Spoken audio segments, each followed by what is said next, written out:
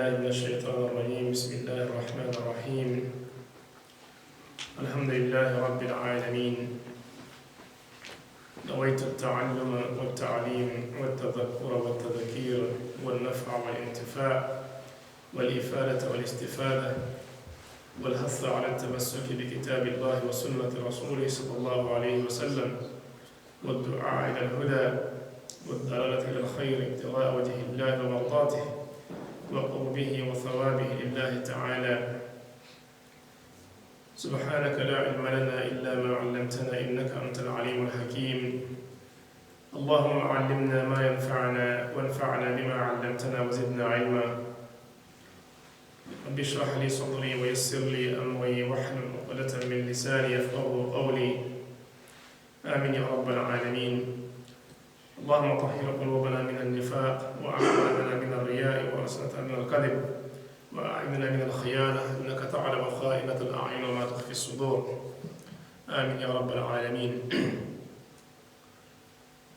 Brothers and sisters in Islam and brothers and sisters in humanity, as we initiated this jalsa, these dars, these lessons of our beloved Prophet Muhammad sallallahu alayhi wasallam, the lessons of his biography, his seerah al-sharifa, and we started this in our third session, and we aim to learn a lot from this seerah of the Prophet Muhammad sallallahu alayhi wasallam, as his seerah is full of miracle and full of lessons and full of wonderful events in his life before he was born and after he was born, until he met his Rafiq al-A'la, Allah Azza wa Jal. And I just want to recap a little bit for we spoke last session, last month, about him sallallahu alayhi wa sallam, when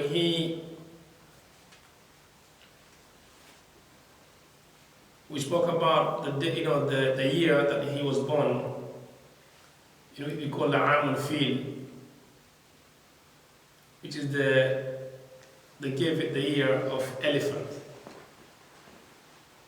It was the year that he was born. That year was a year when the king of Yemen, they call him Abrahata, when he intended to come to destroy Kaaba due to his own arrogance, that Allah Azza wa Jalla ended up destroying him by sending the Tayr al-Ababil. And Allah Azza wa Jalla has mentioned, bring that picture, he brought that picture in the Quran, in which he said, أَلَمْ تَرَ كَيْفَ فَعَلَ رَبُّكَ بِأَصْحَابِ الْفِيلِ أَلَمْ يَجْعَلْ كَيْدَهُمْ فِي تَضْلِيلٍ وَأَرْسَلَ عَلَيْهِمْ طَيْرًا أَبَابِيلَ تَرْمِيهِمْ بِحِجَارَةٍ مِّن سِجِّيلٍ فَجَعَلَهُمْ كَعَصْفٍ مَأْكُولٍ.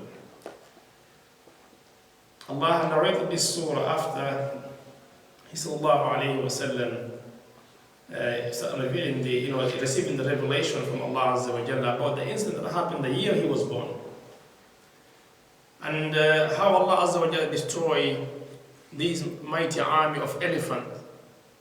When Allah sent miraculous birds, they call it Tayr al-Ababil, that come and destroy them. They were carrying the stones that came and destroy this king and his own army and protect his holy house.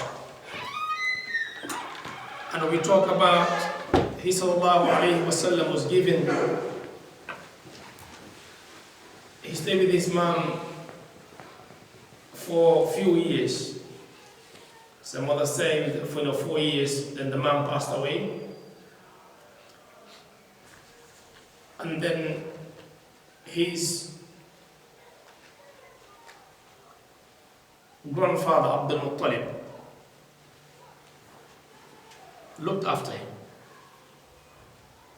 until he was 8 years old.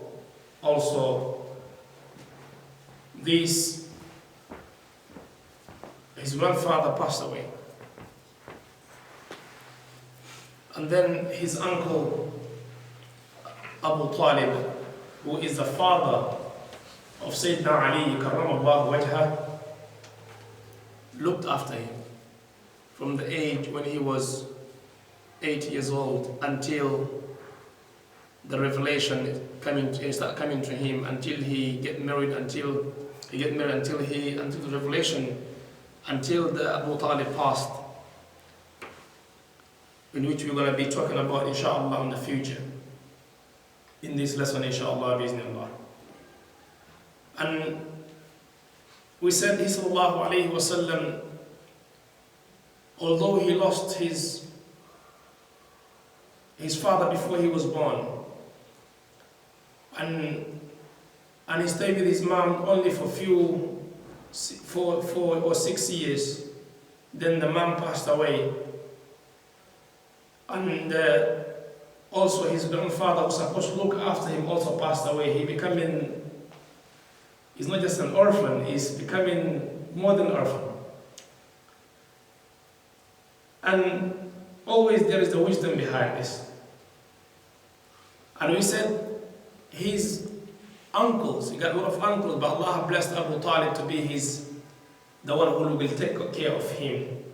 And we talk about the importance of family unity and the next of kin importance in the society. Because when we have this kind of unity in a community, in a society, a kid or a person may lose their parents, they can be orphans, but because of the unity and the brotherhood in the community, they will never feel isolated. Because sallallahu alayhi wa sallam, when he was there with his uncles, everyone was working very hard to play the role of the parent, of the father, and he never felt that kind of isolation or loneliness, in which we know here in this society, most of the time you can see the children in this society that we are living in, most of the unruly children, is those children who doesn't have any, they don't have a man in the house or around them to give them that, to fill that, that gap. Most of the kids that you see, committing crime in their lifetime in this society, you can see is lack of family unity. Especially a daughter can be, can die, or a father can, or they may separate, and that's the lack of having a man or a person, an uncle or next of kin to look after that. After that kid, he becoming an unruly child. So we say this importance of taking this lesson in our society, to try to bring the family, you and your brothers, don't let the dunya, don't let this material world separate you. And you separate on the time, while everyone is unhappy with each other. When somebody is angry about each other, then when you passed away, your children, because the anger and frustration and problem that I have between you and me, I will never look at your family in a way.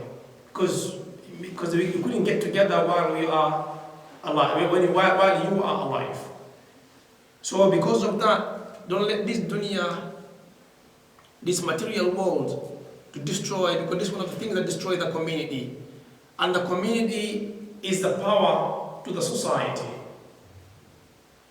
It is the community that gives the power to the society, and from the society, one child can, when the child is being raised with the community and with us in the society, that child can change the entire world, as he sallallahu alayhi wasallam has changed. Not just in the house of Abu Talib, but he changed Mecca, and that changed to Arabia, and that change ended up being changing the entire world. That you and me have a little bit of that nur in our life. Because we want to connect the lessons, the seerah, with our day-to-day life. We have lost the momentum. We have lost the kinship in our society. Everyone is on their own. I, me, and myself. And this this selfishness and this greediness that destroy the entire community in our life. Children are coming and they don't know where's my uncle, they don't know where's my aunties, they don't know where's my grandfather, they don't know everyone is. You can sit down here, stay in your place perhaps for a year without even paying a visit to one of your close relatives, which is not good. Because Islam always telling us to go and see each other. That's why we have 5 daily prayers in the masjid.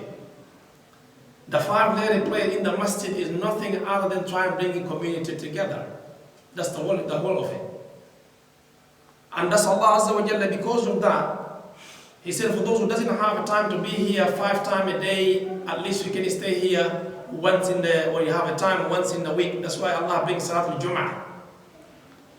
The Salatul Jum'ah is no other thing and try to bring those people in the community who doesn't have a time to come here 5 times a day due to the worldly affairs.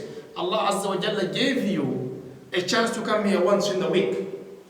At least you can refresh with your family, with your brothers and sisters around you, so you can you can bring and build a healthy and a healthy community.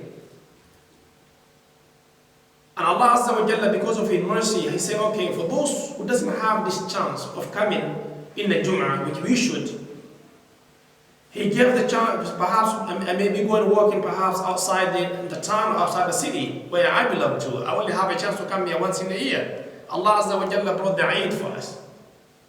The Eid al-Fitr and Eid al-Adha. They are the one for those who have, work, who are not on the same town, but they are, part of the, they have their loved one on the town or in the city or in the country. They can come and join to be together, perhaps at least once in the month, just to bring the family and bring the community and bring the society bond together as one. So Allah Azza wa Jalla, of His mercy as well, this is the mercy of Islam.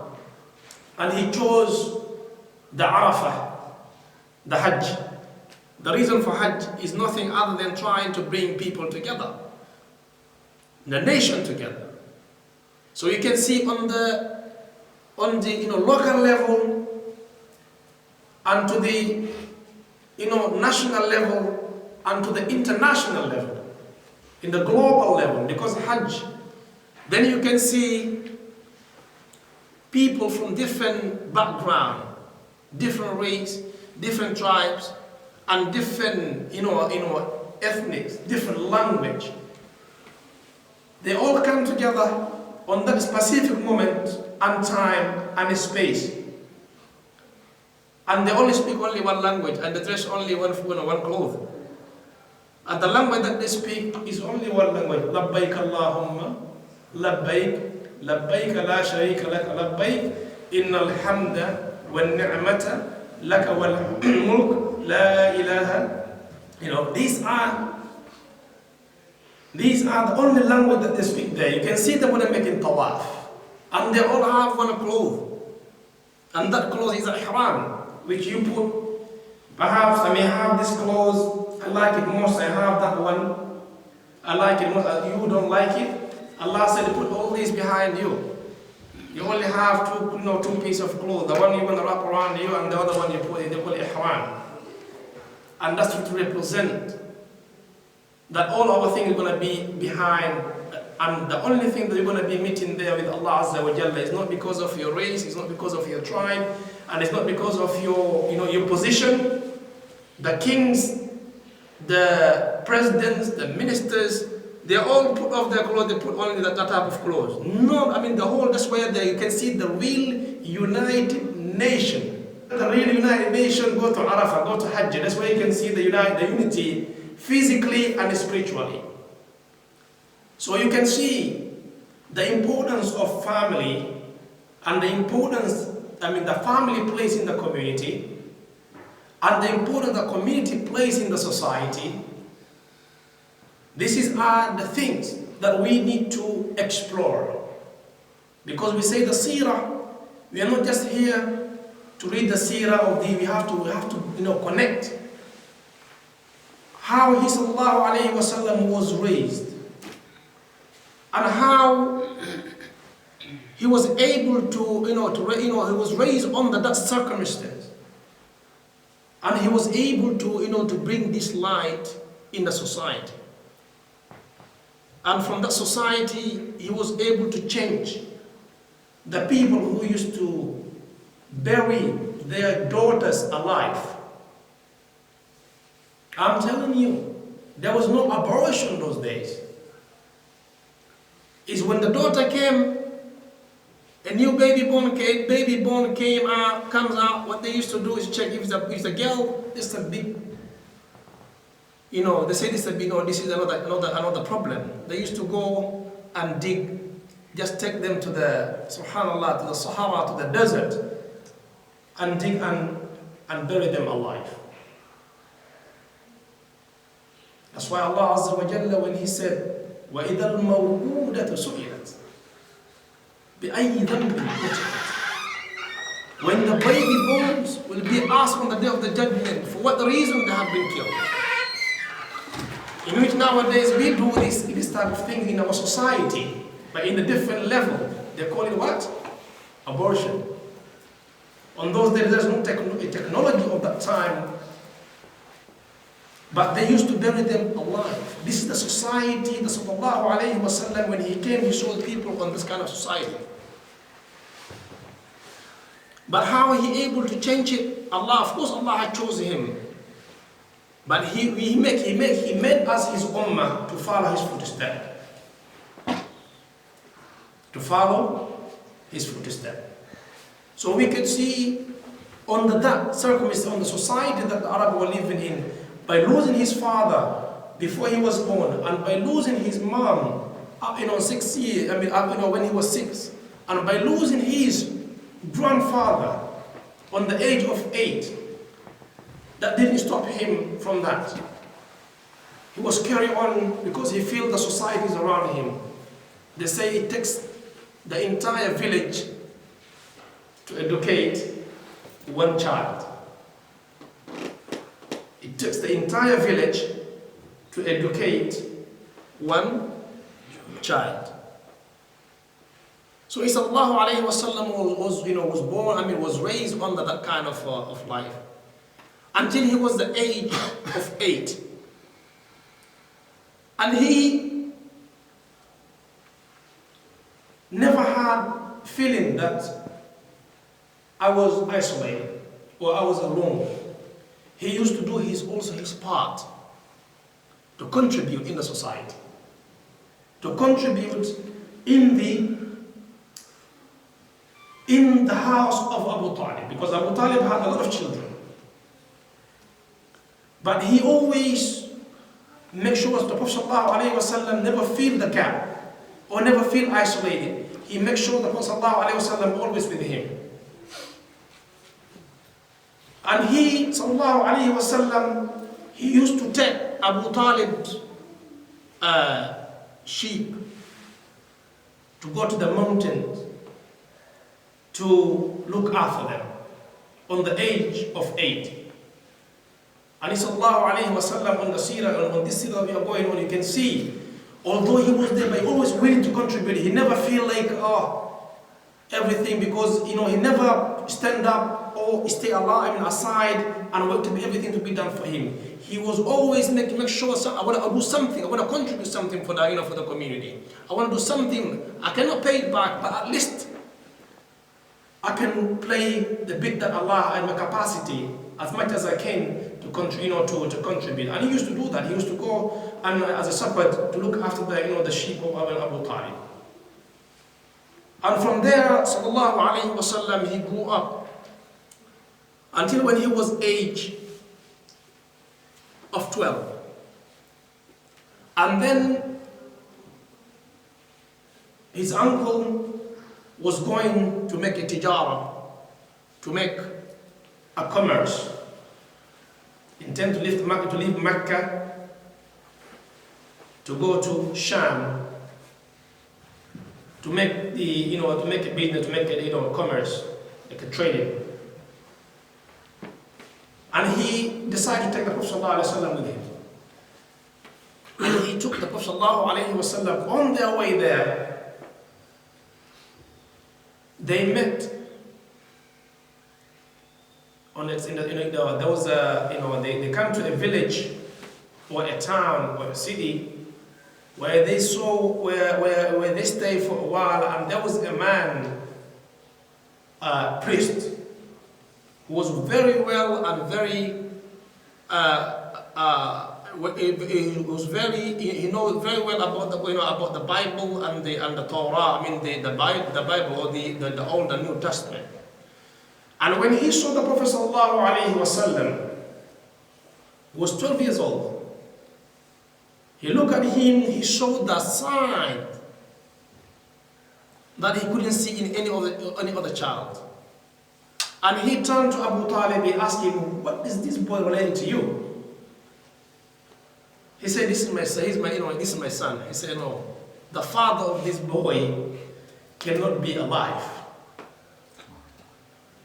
Cannot be alive." This is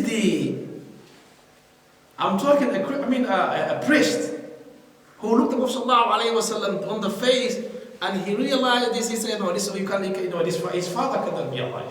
Tell me the truth." He said, "Okay, he's my brother's son." He said, "Of course." He said, "But I'm advising you. You're intending to go somewhere farther than here, but don't take a risk. Take this boy back to where you get it from. Back to where you get him. You turn him back to Mecca. Because I can see a light on him. That light, if it's true, he will be doing something for this nation. Meaning he will be a prophet of this nation."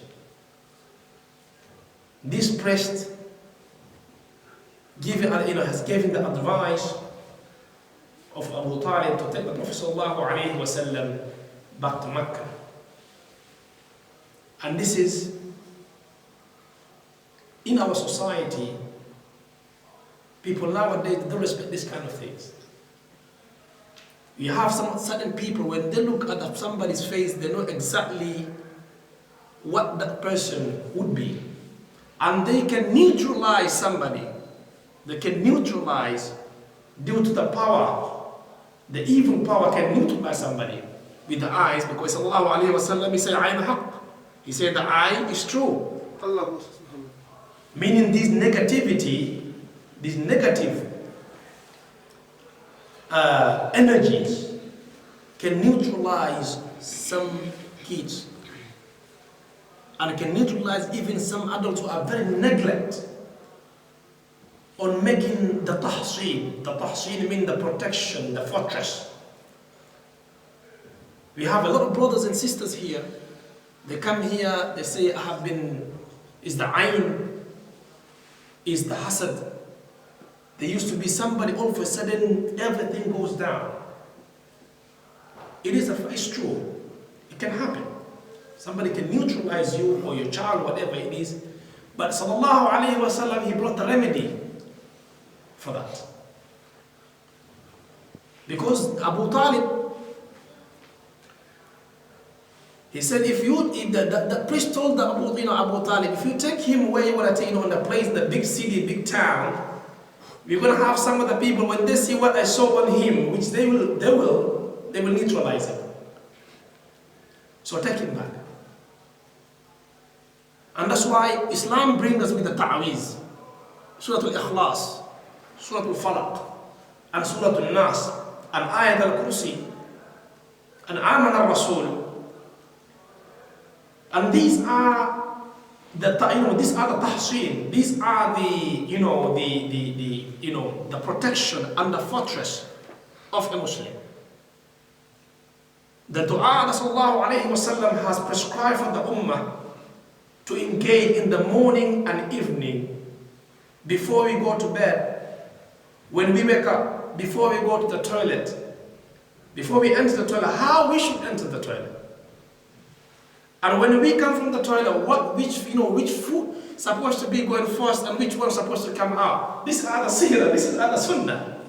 This is other practical sunnah, because he never get to the, in the seerah of the Prophet on his sunnah, he even tells us how to put which food is supposed to be put in first in the toilet, which is our left foot. And when we say, Allahumma inni a'udhu bika min al-khubuthi wal khada'ith. And when we come out, we come with the right feet, foot first. غفرانك الحمد لله الذي أذهب عني العذى وآفاني. This is the sunnah. These are the practical sunnah in the toilet. And when we go into bed, how we should sleep. And even the position that we should lay. And that's why you can see the ummah in our houses, our bed always towards if we sleep like we are facing towards where? The Qibla. Unless in the house has been, put in a situation where you have no choice. And that's why when we are asleep, when we die as well, we face the Qibla. These are the things of the Sunnah. Sallallahu Alaihi Wasallam, when he used to sleep, he said, Allahumma bismika Allahumma amutu wa ahya. It's Allah to you, with your name I sleep, or I die, and with your name also I raise up. So these are also the protection. And we recite Ayat Al-Kursi, and we recite Surah Al-Ikhlas, and Surah Al-Falaq, and Surah Al-Nas 3 times, and we blow it on our hands, and we pass it through our body. This is Sallallahu Alaihi Wasallam was telling these kind of things to do it, so that we cannot. Because if you look at Surah Al-Ikhlas, and Surah Al-Falaq, يقول أعوذ برب الفلق من شر ما خلق. Allah has created a lot of evil things. He's the one who created it, because He does what He wants. As He created a good thing, and He created also evil thing. But He told us this is the good and this is evil. This is good thing and this is evil. So we ask Allah Azza wa Jalla to protect us from the evil thing that He created. So it's Allahu Alayhi Wasallam, he returned with his uncle, took him back to Makkah until he grew up. He grew up over there, and people in Makkah start loving him. Because of his sincerity, because of his honest, and because of his sidq and his amana. And people even start giving him a title of Muhammad al-Amin. The name of Amin, he has been given that title, the loyal one, the one who is trustworthy, before he becoming a prophet. People in the whole community. That's why in the society, whenever a boy is becoming very, very honest and very sincere, people will love him. Allah put the love on them.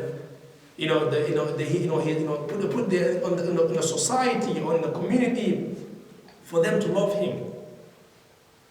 That's why I always, when I speak to my students here, I tell them always try to be honest and try to be loyal and try to be sadiq and amin. On this age, everybody will love you. And this is what we should teach our kids. To be honest and to be trustworthy and truthful. The trustworthy and truthful. Don't ever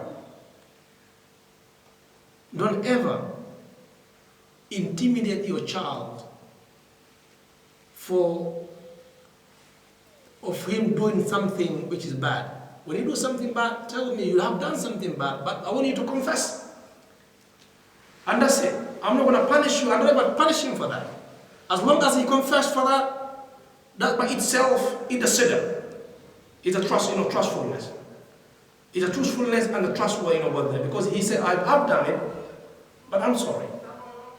But don't ever punish him for doing that bad thing, because next time when he do it, he will do it the bad thing and tell the lie on top of it. So he becoming a liar. When he becoming a liar, he grew up with that. That's the end of him. So Sallallahu Alaihi Wasallam was born and raised in the society on Mecca, that people love him and know him with that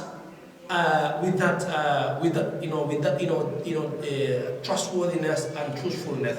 And they gave him the title of Muhammad al-Amin. Sallallahu Alaihi Wasallam, Allah protected him. He said he never, on his he said he never felt like on the society of that jahiliyyah, that ignorance, the worshipping idols.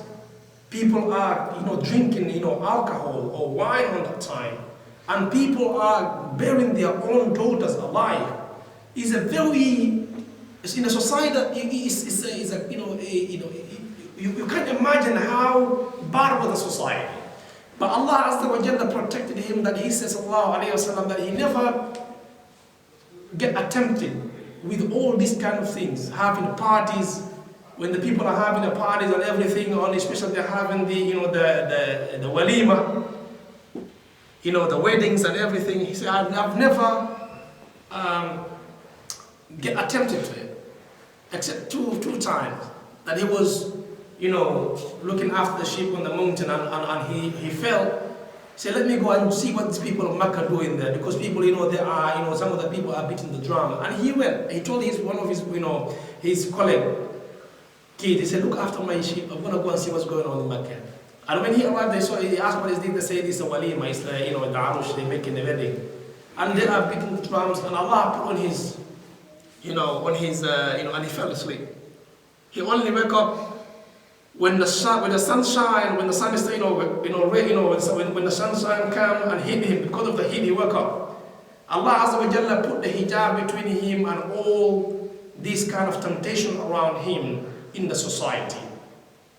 This is one of they call khasais, something which is only for him.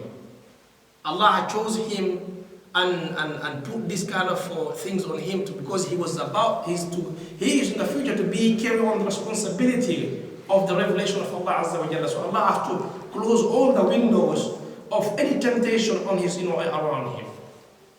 So he Sallallahu Alaihi Wasallam, he stayed there in Mecca until he was the age 25. Between age 24, 25, then because of him being so honest and people knows him in Mecca about his honesty, there was a businesswoman, very wealthy businesswoman called Khadija. She was running the business, and people always, sometimes, people, he was a divorce, his husband passed away, and he was there, a widow, and she was there and making her own business, and he heard about the Prophet Sallallahu Alaihi Wasallam, how honest that man in the society, how honest he is, and she employed the Prophet Sallallahu Alaihi Wasallam. She employed the Prophet Sallallahu Alaihi Wasallam. She trusted him with the wealth to go and to come to Sham. Sham, which is nowadays Damascus, Syria, which they destroy now. That's what the Mahbat al-Anbiya. That was the transit for the whole Prophet. That was the place that Allah Azza wa Jalla said, Subhanalladhi asra bi'abdihi laylan min al-masjid al-haram ila al-masjid al-aqsa alladhi barakna hawlah. Allah put barakah in the Sham and in the area of Damascus.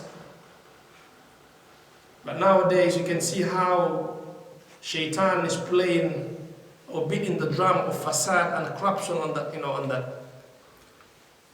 So sallallahu alayhi wa sallam, Khadija took her wealth and gave sallallahu alayhi wa sallam to come and trade in Sham. But she gave him a boy called Maysar to go with him sallallahu alayhi wa sallam on the trade. And this boy, when they left Mecca, Maysar was looking at him and he could see some miracles are happening. Some miracles are happening during the journey. He has been going through doing this kind of business, but he never, but what he saw with the Prophet sallallahu alaihi wasallam was unique. Number one, they say ever since they left Mecca, there's no trace of dirtiness on the clothes. Or a kind of tiredness when somebody's, when he travels, how tired he is, especially in the desert. I'm not talking about these nowadays traveling where you can, with the supersonic jumbo jet, you can, the tire on. I'm talking about in the desert. But Maysar say, I've never seen any trace of tiredness or any trace of traveling, on him, sallallahu alaihi wasallam. And he saw, whenever they go and they have a rest underneath a tree, when they are leaving the tree, the shade of the tree used to leave the tree and follow them, so that the heat of the sun cannot reach them, sallallahu alaihi wasallam. Sometimes they go, or you can see the cloud. The cloud is on top of them, following them until it reaches a tree. And one of the, thanks to the Sheikh Google, that tree is still alive up to now. The tree that he sallallahu alayhi wasallam was having a rest underneath it, when the cloud was following him until he arrived underneath that tree, and when he was leaving, the shadow of the tree followed them. That tree up to now is still alive. They call it the only living Sahaba. They call the tree the only living Sahaba. If you go to Google, Sheikh Google or YouTube, you type the only living Sahaba, you can see even the king of Jordan, he went to visit that tree. He was on his aeroplane, according to his, he was on his helicopter, and he saw that tree. And he couldn't, you see, in the whole desert, everything's dead except that thing. And Allah put on his heart, that must be a tree of very blessed tree. Because remember, he is the offspring of Prophet sallallahu alaihi wasallam. He's from the lineage of Prophet sallallahu alaihi wasallam. And he came back from his job, because he's a pilot. He came down and he realized that tree must be 1,000, it must be there for. And Allah put in her realized that this is the tree of the Prophet sallallahu alaihi wasallam, where he had a rest when he was leaving, when he left Mecca on his way to Sham. And then you can see the trees, the animals, and everyone has given him sallallahu alaihi wasallam his due right. And this is that was before he was he was a prophet. But Maisar could see all this kind of thing. And when they arrived in Sham, you know, sometimes people, when they make trade, they use a lot of faulty language. They bring with them to speak a lot of things. They call it simsa, you know, they talk to you, they say this is my good, you know, this coming from China, or it's coming from Japan, or this coming from, you know, from Germany, you know, this is a very nice, very best quality. They try to use all type of language in order to attract the, you know, the customers. But sallallahu alayhi wa sallam, he never used all these kind of things. He was sitting there, put the merchandise on the top of there, and people are coming. It's like, you know, his nur was, you know, attracting them, and they're coming and they're buying things. And he made a lot of profit on that. And this is also good for the what? For the traders. Don't be like people on the Wall Street. They are trying to be like this. I'm telling you this and that. You know, in the figure. I'm trying to tell the lies on the thing that they are. You know, they are selling in order to attract the customers. If you know what you're selling is not good, tell them it's not good. Because sallallahu alayhi wa sallam, once he went to Medina and he saw a man was selling things. I mean the date. He put the you know he play a game on his date. He mixed up the bad ones and the good ones together. So he sallallahu alayhi wa sallam, he said to him, why you do this? You're supposed to be separated. You're supposed to separate between the bad and the good dates. You know, and he warned him. So, and he said, وَمَنْ غَشَّنَا فَلَيْسَ مِنَّا. And anyone who would trick us or who would cheat us, he's not among us. He's not among us. Because he sallallahu alayhi wa sallam, he never did it. When he came, he's telling the people that you can make a profit and get a halal profit without cheating or try to manipulate the market.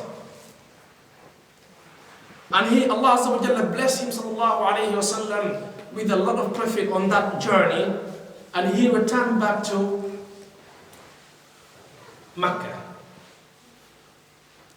He came and he saw Sayyidina Khadija radiallahu ta'ala anha, what he had achieved. And and he get his salary, whatever it could be. But Maisar, he has to go to see Sayyidina Khadija, say to her, look. And he explains to Sayyidina Khadija everything that he saw during the journey. And she was a very blessed, unfortunate woman. She didn't take a chance. Although she was on her 40s, she just asked one of her friends, who is I think related to Prophet sallallahu alayhi wa sallam, about a marriage proposal. And he sallallahu alayhi wa sallam accepted. But he has to consult his family, his close relative. Again, here you can see the importance of the respect that we should give, or we should give to our parents and to our close relative. Whenever you have any situation like this, you should be telling not to go, to go behind closed doors. Come out, call your family and call your relatives that you're gonna be having such a thing. And he went to his uncle Abu Talib, who was playing the role of his father, and about the proposal that Sayyidina Khadija radiallahu ta'ala anha as gave him. And they make a mashura, they make a council, and they agreed upon that. Because she was also a very pious and very honest woman. And as Allah Azza wa Jalla mentioned in the Quran, الطيبون للطيبات والطيبات للطيبين. The good ones are for good ones, and the bad ones are for the bad ones. So Allah Azza wa Jalla chose Sayyidina Khadija radiallahu ta'ala anha to be the first wife of the Prophet Muhammad sallallahu ta'ala. And she was 40 years. And they say love knows no boundaries. Love knows no age.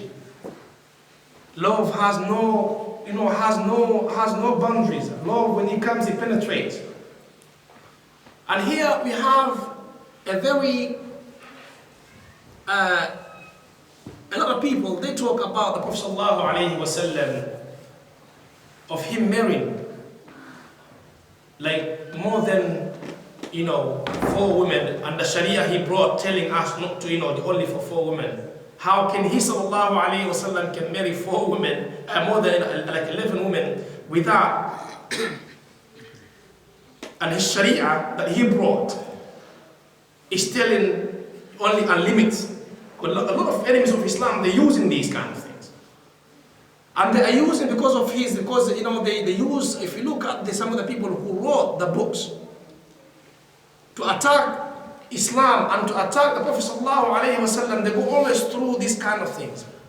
Why sallallahu alaihi wasallam, number one, why he married more than 4 women, more than 4 wives?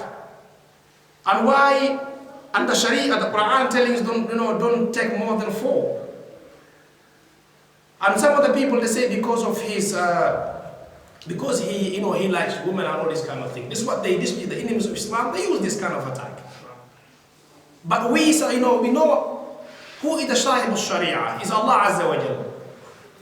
And Allah Azza wa Jalla, he ordered sallallahu alayhi wa sallam to marry these wives. And most of the wives that he married, in fact, the only one who he married was a girl, was a virgin, was Sayyidina Aisha radiallahu ta'ala.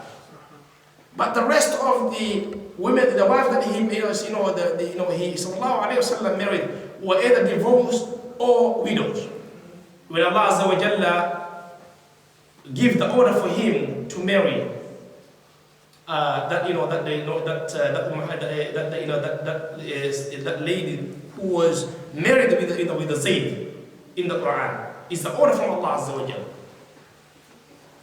So if he sallallahu alayhi wa sallam, if he was marrying the wives because he likes the women, as some of the enemies of Islam can use this kind of to attack Islam, how a man or a young healthy boy gonna be marrying a woman who is 40 years?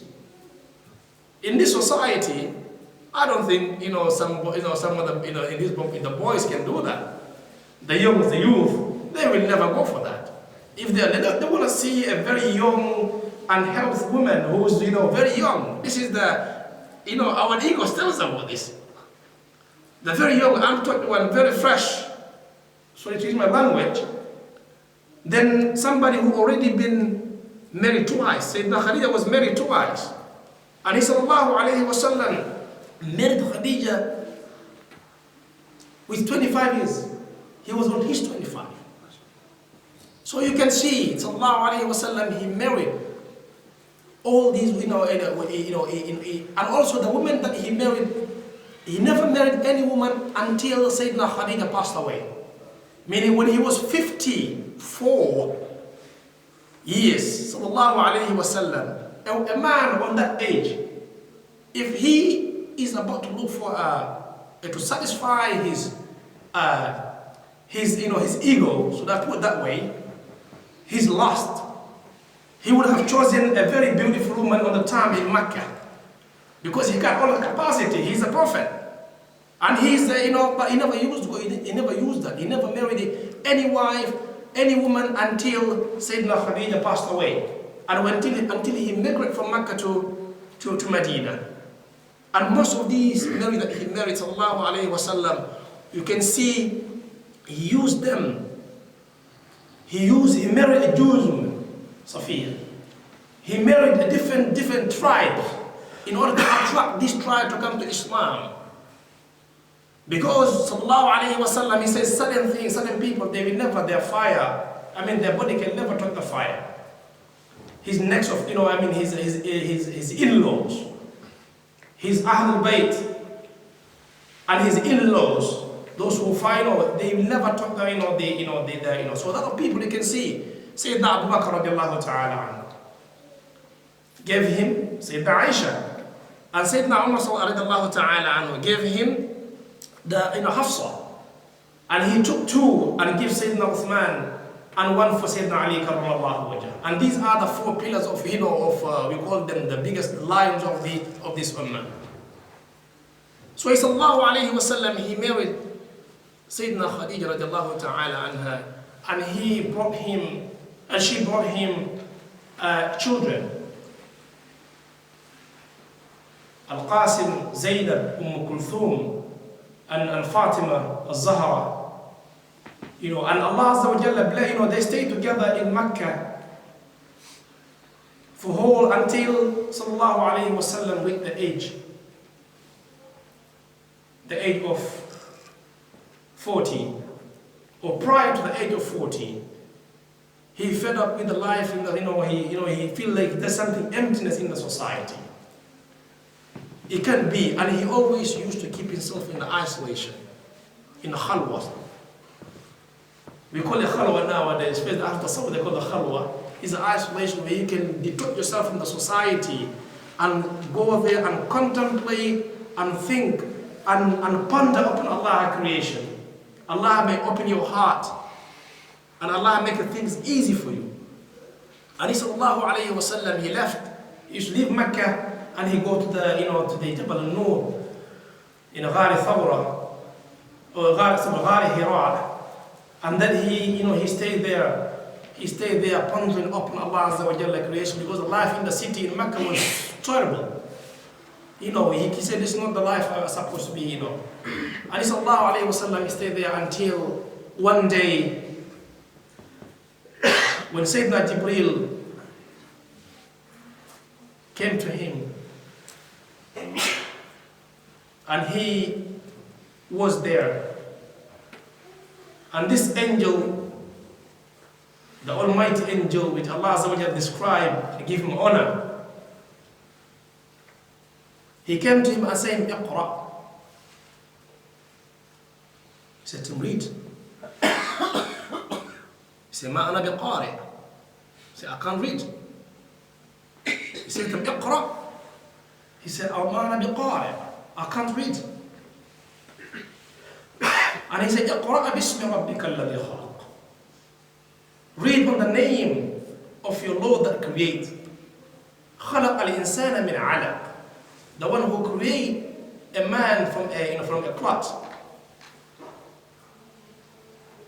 So Allah Azza wa Jalla, this way, the first revelation, and Allah, and he said, sallallahu alayhi wa sallam, when he saw Jibreel, they say that's the first time he saw Sayyidina Jibreel with the full image.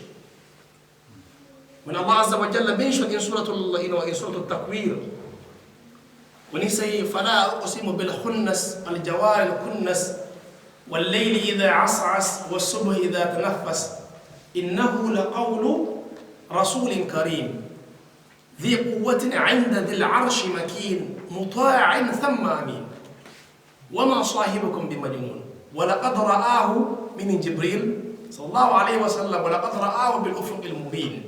He saw the Jibreel in the full image.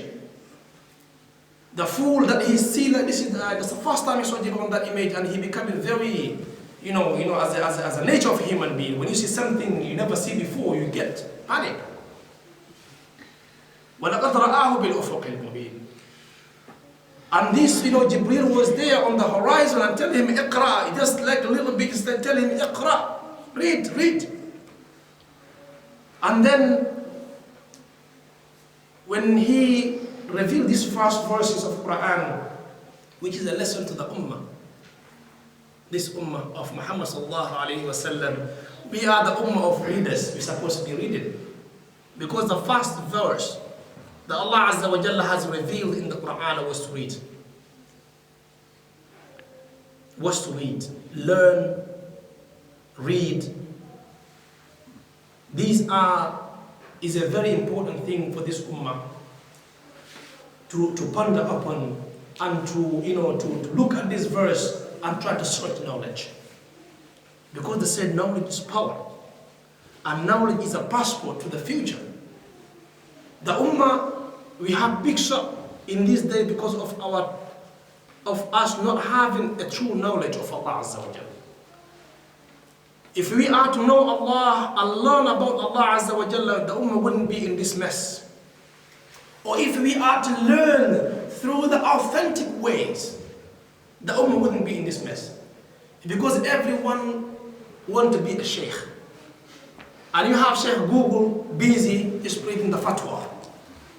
And everyone just go and grab a book from any shelf and come and sit down and start selecting this hadith, da'if, this mawdu, this one and that one. And no one wants to sit down and learn from the authentic way, from the silsila, from the chain to the Prophet sallallahu alaihi wasallam. And he sallallahu alaihi wasallam, this is how he taught the Sahabas. And this is how this first verse came to teach the Ummah, that the Ummah must be the Ummah of learn and to read and to write. And then Sayyidina Jibreel, when he was leaving, he said to him, Ya Muhammad, Anta Rasulullah, wa ana Jibreel. He said, Oh Muhammad, you are the Prophet, the Messenger of Allah, and I am Jibreel. And then he sallallahu alayhi wasallam, he left. He came back. He never, he came back and he saw Sayyidina Khadija and he spoke to Sayyidina Khadija what he saw. And Sayyidina Khadija radiallahu ta'ala anha didn't call the ambulance. She didn't call the ambulance or calling, I have a mad person here in my house, my husband is becoming being possessed by shaitan. No. She said to him, Oh Muhammad, sallallahu ta'ala alayhi wa sallam. When we heard Muhammad sallallahu ta'ala alayhi wa sallam, Allah, the Lord, Allah will never leave you alone because you've always been a good person. And you've always been speaking the truth. And you've always been reaching to the people. You're doing good things. Allah will never let you down. And this is Allah when he was there, coming like feeling cold, and he started putting the clothes on him, his garment on, and saying to his wife, Dathiruni, zammiluni, cover me, please cover me, I'm feeling, And then Sayyidina Jibreel came to him again and said, Ya ayyuhal muddathir, fa'anzir, wa rabbaka fakabbir, wa thiyabaka fatahhir, warrujza fahjur, wa la tamnun tastakthir, wa li rabbika fasbir. He said, oh, you the one who has been covered there with the fa'anzir, get up and warn the people. And wa thiyabaka fatahhir, and your clothes, your garment, clean yourself. Your clothes, clean them, and inside and this thiyab, the people of tafsir, they say is beyond the clothes, is your internal. And remember, whatever is being said to Prophet is for this ummah. Allah, when he say Ya ayyuhal muddathir, Allah call him because he's a manager, he's a leader. Whenever you are, you don't talk to the people, you talk to the leader. And whenever it's been talked to the leader, is being talked to the people who he is leading. It's a lesson to you and me not to be lazy, to propagate the Islam. Not to sitting down there having a jacuzzi, hot water in the bath, or sitting there having a nice warm place in your house underneath the blanket. This is where he was now. Allah told him, get up. Ya ayyuhal muddathir, get up from there. Get up and warn the people. And this is good for the people who make the da'wah, or for a Muslim, everyone, to keep clean.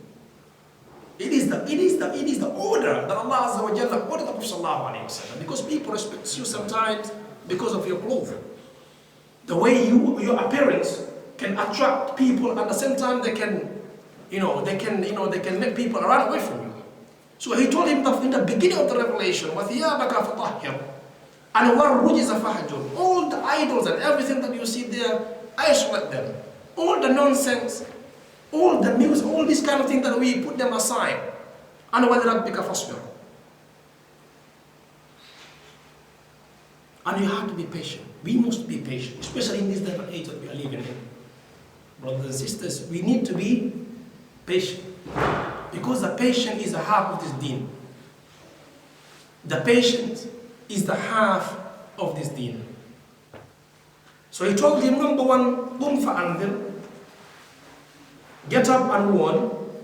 وَثِيَابَكَ فَطَهِّرْ, clean your clothes, your garment, yourself, in which is Allah already been clean, but He giving these ayats for you and me. وَالرُّجْزَ فَحْجُرْ, leave everything beside Allah Azza wa Jalla aside and concentrate on Allah Azza wa Jalla way of Allah. وَلَا تَمْنُنْ تَسْتَكْثِرْ وَلِرَبِّكَ فَاصْبِرْ. And we have to be very humble, and we should be very humble. And we have to be patient towards Allah Azza wa Jalla. And he said, Khadija radiallahu ta'ala anha, when Jibril was coming and he see the Prophet sallallahu alayhi wa sallam on that image, because whenever the revelation comes, you can see his change. He changed. And Sayyidina Khadija asked him, is he coming again? They say Sayyidina Khadija said to him, whenever he come in, you let me know. I will know whether it's a jinn or is the angel. They said in other narrations that when Sayyidina Jibreel started coming, he said to Sayyidina Khadija, she's coming. He is coming. And then Sayyidina Khadija put him on her lap. And he said, can you still see? He said, he's still there. And Sayyidina Khadija put him on the other side, and this time took the veil, the niqab, the hijab from her head. And then the malaika disappeared, because the aura, remember that. And then he said, no, I cannot see him any longer. He said, this is not a jinn, this is the angel. This is the angel. Let me take you to my uncle, Waraqat ibn Nawfal. And the Waraqat ibn Nawfal was one of the people in Arabia who was looking very knowledgeable with the Bible. And he was the uncle of Sayyidina Khadija radiallahu ta'ala anha. He didn't take him to anyone else. And that's why to keep the secret in the house is very, very, very important in you and your wife until you're able to protect. Don't just take the things and come out and you have a situation, go and consult your wife. Don't just stand and spread it all over. Sallallahu alayhi wa sallam, when he was in that position, he came straight to the Khadija to tell her. And that build of confidence between the marital is very important. Whenever you don't have confidence between you, if I tell you my secret and you can expose it somewhere else, I will never able to tell you that secret anymore. So you try to build up the relationship, the healthy relationship, where you can keep my secret and I can keep your secret. Whenever I have something, I can come and tell you this what I'm suffering. But nowadays you can see people. You take your secret, you give it to your wife, and after especially after 5 minutes, you can see on YouTube, or on the WhatsApp, and you have your wife have a secret to you. After 5 minutes or 10 minutes, you can take and spread it all over. This is not the life. This is can break the relationship, and when there's no confidence and trust in the relationship. That relationship is no longer a healthy relationship. It is there anytime it can collapse. And Sayyidina Khadija radiallahu ta'ala anha, she took sallallahu alayhi wa sallam to Waraqat ibn Nawfal, and Waraqat ibn Nawfal asked the Prophet sallallahu alayhi wa sallam, what have you seen? And sallallahu alayhi wa sallam was describing everything, and he said to the Prophet sallallahu alayhi wa sallam, he was already old man.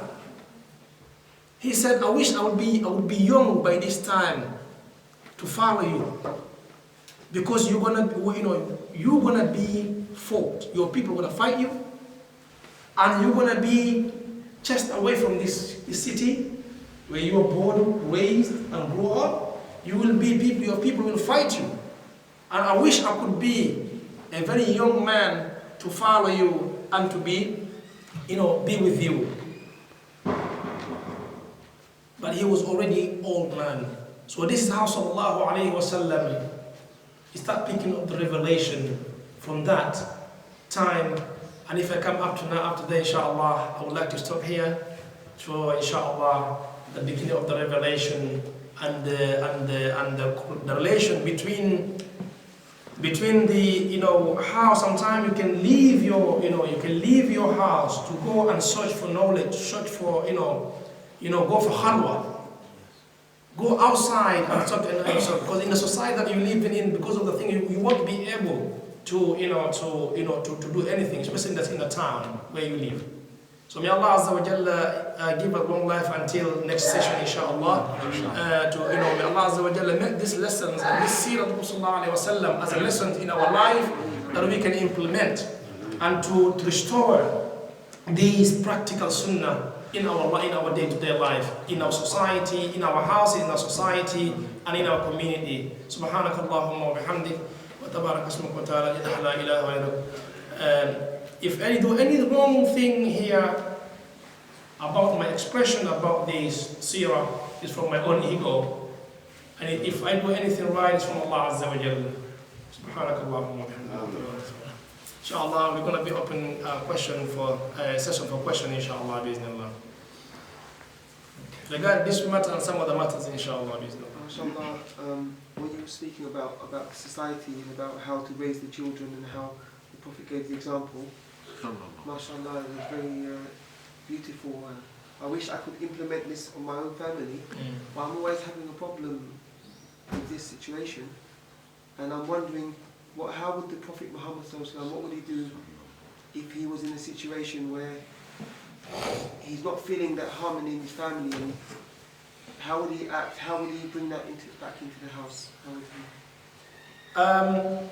The brother asked here about how we can implement this type of seerah or this kind of the harmony in the family in our houses. Number one, I want everyone who's coming here, when they come in, to bring their families. Because one of the main things that we have here, they only come in and you go and tell your wife about what I heard from the Sheikh or from the Imam from there, she will never believe you. Let's say you come from your, you are the one who invented. But if she come with you, and you have people speaking something, it's not you telling me to speak it, but I'm speaking it, I'm saying it, and you are listening, and she's listening as well. That will help to ease the tension in the both sides. Because most of the time, the Muslims, we have this problem. We only keep the women at home and the kitchen, cooking, and looking after this and that, and I'm the man. I'm rijalu qawwamuna 'ala an-nisa. I'm the top man here. That's not the way. And the reason, you can see the houses are also, because they can't move forward because of the lack of the women in the knowledge of Islam, and they are the mother and teachers of Islam. Sayyidina Khadija radiallahu ta'ala anha, she was a teacher. The Sahaba, they used to come and sit down, sit down and listen to her giving fatwas in Medina. They say that she does like a 2,110 hadith that narrated from Sayyidina Aisha radiallahu ta'ala. So we should be, because the best way, if you are a doctor and she's a doctor, there's no, you cannot find any disease among you, because you cannot be looking after, she's going to look after you. But the problem is, if somebody is one side, if the only man who knows a thing and the woman doesn't, and the wife doesn't know it, then you have always this problem. That's why we have to engage on bringing them to the madrasas, to the majalis, so that they can learn and hear the things from different perspectives and different people. Yeah. I've got a question. You were saying, Sheikh, the first revelations was for the nation of the Prophet ﷺ to read. No. Is this referring solely to religious reading, or all kinds of reading? Any useful thing that makes you read to Allah Azza wa Jalla. Any knowledge, beneficial knowledge, that are going to be used to make you rich and attain the blessing and acceptance from Allah Azza wa Jalla, that's the knowledge that we are looking for. That's the iqra, that's the bismi rabbik. And anything that you start with bismillah or bismi rabbik, that is useless. Anything that you do, any knowledge that cannot take you towards Allah Azza wa Jalla, that knowledge is useless. That's why Allah Azza wa Jalla, he didn't say iqra, and he stopped there, he said iqra bismi rabbik, in the name of Allah Azza wa Jalla, in the name of your Lord. So any knowledge that's not going to benefit the society, that's not going to benefit you or reach you to attain the Allah's blessing and Allah, that knowledge is out of the, like some of the knowledge you have, some of the knowledge that has been used, its harmness is more than its benefit. That knowledge, we don't like that knowledge. Any knowledge that comes from Allah Azza wa Jalla, it is a very useful knowledge. And it does no knowledge that will take to Allah Azza wa Jalla if there is no goodness on that. So Allah, when He says, "Iqra bismi rabbika alladhi khalaq," Ismi rabbika alladhi khalaq, in the name or in the knowledge of, that gonna reach you or gonna take you towards Allah Azza wa Jalla, not for your own ego. And that's why you can see the society has clamped down, because everyone wants to have a PhD, so I can be a doctor, got a good job and a good, good big house, good salary, big house and big car, and that's it. They don't get knowledge in order to serve the humanity, in order to serve the society. They're looking for this for me, myself, me and myself. And Allah Azza wa Jalla pulls the barakah. There are other people, they graduated, they finished their degrees, but they cannot get the job, because the intention from the beginning was wrong. And the Prophet ﷺ said, إِنَّمَا الْأَعْمَالُ بِالنِّيَّاتِ, actions according to the intention. So the knowledge that any knowledge that benefit, take you to Allah Azza wa Jalla, that's the thing that Allah Azza wa Jalla mean on the Iqra bismi rabbika alladhi khalaq. Allah a'la wa a'la. One other question. Okay. You were saying Hazrat Jibreel alayhi salam showed himself in the true form. Yes. But like how do you reconcile between that and other hadith which say like certain angels are so huge that you can't see with the human eye? You see, Allah, when He mentioned وَلَقَدْ رَآهُ بِالْأُفُقِ الْمُبِينِ, He saw Him, meaning on the full scale, on the horizons. And that's why sallallahu alayhi wa sallam, he couldn't see anything. Whenever he looked left or right, he only see that, that big thing surrounding him. He never see anything, only see whenever he turn around and he can see that on that position. And the second time he was able to see him in Sidrat al-Muntaha. In the Sidrat al-Muntaha, where Allah Azza wa Jalla said, وَلَقَدْ رَآهُ نَزْلَةً أُخْرَى عِنْدَ سِدْرَةِ الْمُنْتَهَى. He said, Allah mentioned that, He said He saw Him once again in the Sidrat al-Muntaha. On the day of the night of journey, He saw Him, he saw Sayyidina Jibreel with a full scale on that. But the rest of it was coming in a normal, either by He comes as a shape of human, or He comes as He comes just sallallahu alaihi wasallam can see Him. Also He came, the Sahaba could see Him, but He came in the form of human. When He comes to say in the hadith of Jibreel, which is well famous hadith. So this is sallallahu alaihi wasallam. He only sees Sayyidina Jibreel in these two, the first day of the revelation and on the Sidrat al-Muntaha with a full scale of the full image of Sayyidina Jibreel alayhi salam. Right, so it was all the same scale in Sidratul Muntaha and on earth as well. Yeah, on the earth you only see once on that. And that's why he when he saw, he was like this, like wherever he looked, he couldn't see anything but that supreme being, that being, that being that make him feel that I've never seen that before. But when he went there. When Allah Azza wa Jalla took him to that night of journey, in which Allah Azza wa Jalla transformed him in the different stages, from Makkah to Medina, from Makkah to Bayt al-Miqdas, Masjid al-Aqsa, and from there to the seventh heaven, this was upgraded. It was upgraded to reach that the angelical level that he can able to see the things over there in the Hadrat al-Ilahi.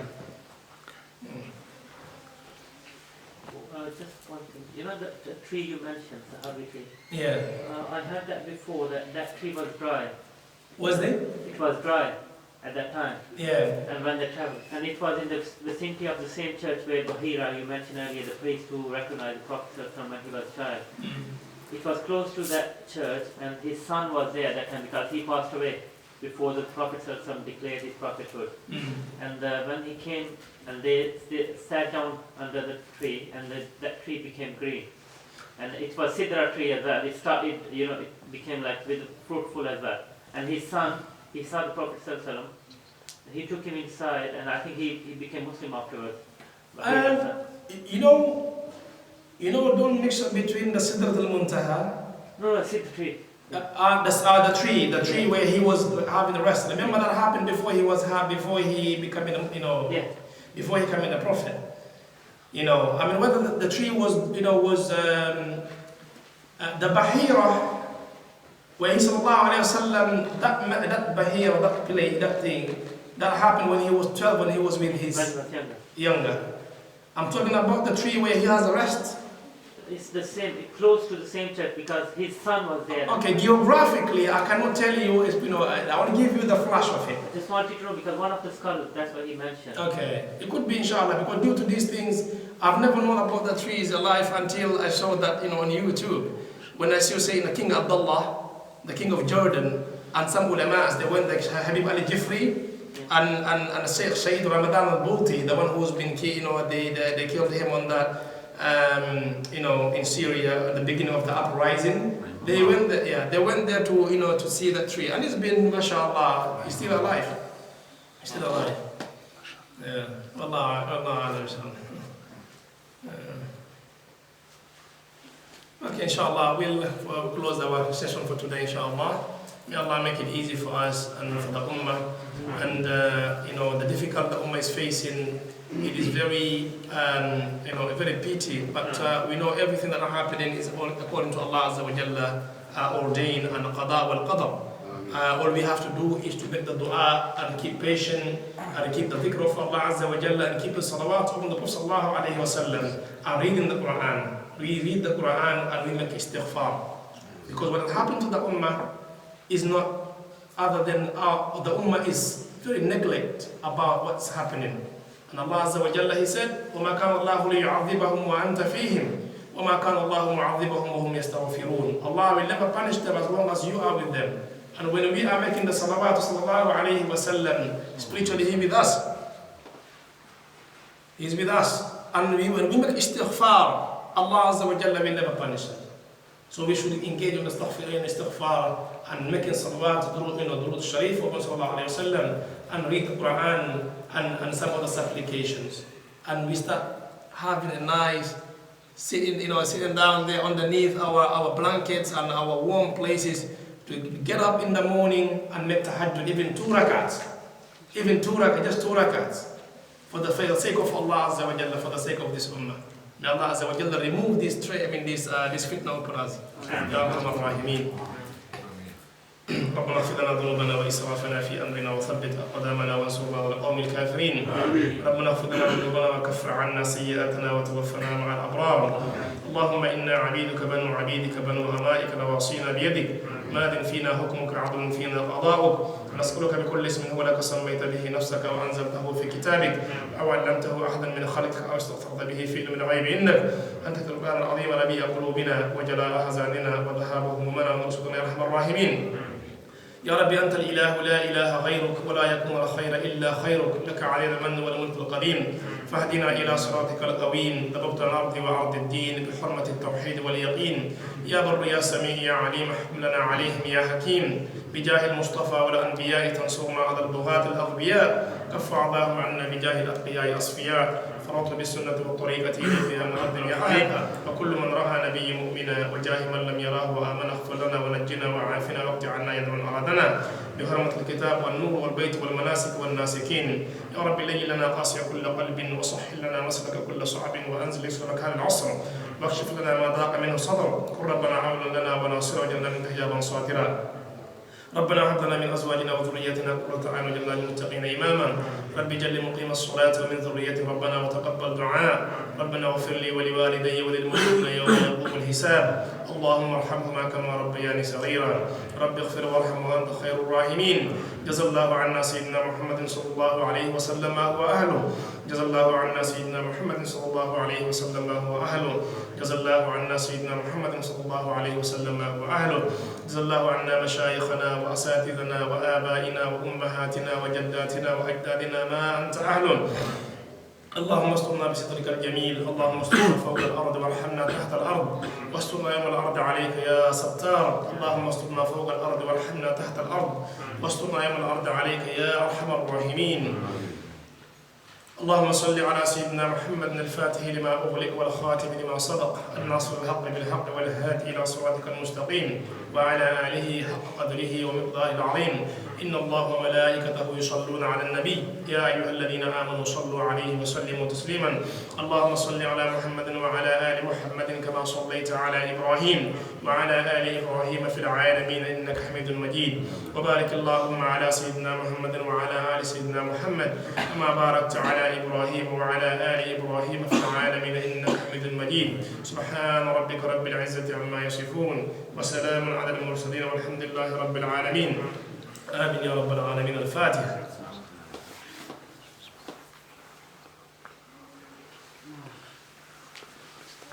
اللهم اعزنا مولانا ومرشدنا شيخنا محمد نازم الحقاني.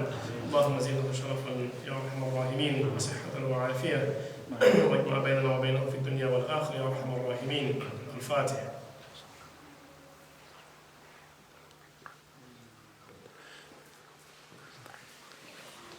جزاكم الله خيرا. ما شاء الله.